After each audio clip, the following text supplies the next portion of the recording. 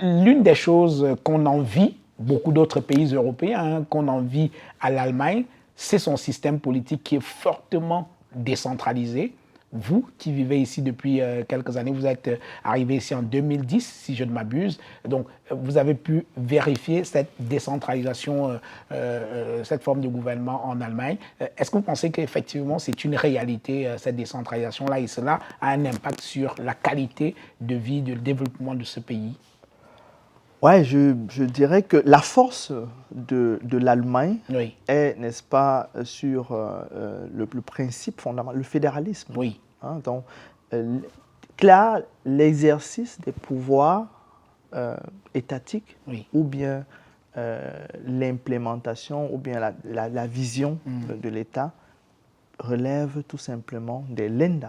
Oui. Ce sont les Länder qui définissent... Les Länder, c'est-à-dire les États. Les États. Oui. Donc, le système éducatif que nous avons ici dans la Rhénanie du Nord, Westphalie, n'est pas forcément le même système éducatif que vous allez trouver à Berlin. Ah oui, carrément. Et puis, quand je vis à Dortmund, je ne paye pas les impôts à Berlin.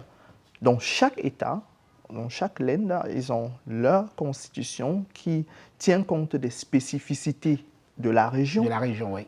Ils ont leur parlement, ils ont leur gouvernement, et l'institution fédérale ne fait que appliquer des lois qui ont été fixées au niveau des Länder.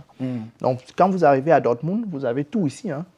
Vous n'avez pas à envier Bochum ou bien Essen. Oui. Hein, vous avez votre mairie ici, vous faites tout ici. Et ça fonctionne, vous voyez. Donc les compétences sont vraiment délocalisées. Et décentralisées. Oui, on a un système de subsidiarité de principe, c'est comme ça qu'on l'appelle. Et même au niveau même ces compétences, au moment de l'implémentation, je ne viendrai pas à Dortmund aller demander à un maire dans sa circonscription de faire ça ou bien ça. Il est d'abord appelé à faire ce qui est en son pouvoir, tout ce qui est en son pouvoir. Oui. Et lui, à son niveau aussi, à intégrer la population. Donc, c'est d'abord le citoyen. Hein, et après, le citoyen, lorsqu'il ne peut pas y aller, les mairies qui les aident. Et quand eux, ils ne peuvent pas, donc, on peut intervenir. Quand nous, on ne peut plus, on va à Düsseldorf. Oui. Quand Düsseldorf ne donc, peut l'État plus, central intervient vraiment très peu, uniquement dans les domaines qui lui sont réservés. Oui. La loi 60, je pense c'est une loi 79, il y a 3 la loi fondamentale de l'Allemagne le définit. Il y a même déjà des garanties, je dirais, éternelles donc, pour le fédéralisme. Donc, quelqu'un ne pourra pas se lever aujourd'hui et dire que bon voilà, on va changer ou bien on va basculer. Oui. Ou alors que ça, ce n'est plus votre compétence, on va décider comme ça. Non, non, c'est pas possible. Oui.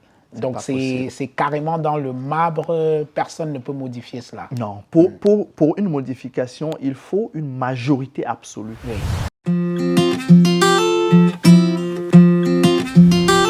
Bonjour, vous avez aimé la saison 1 de votre émission Autant le dire spécial Diaspora, vous allez adorer la saison 2. Vous êtes chef d'entreprise, universitaire, entrepreneur, avocat, médecin, sportif. Vous êtes d'origine camerounaise et vivez en France, en Suisse, en Belgique, en Allemagne, en Italie, en Espagne et un peu partout en Europe.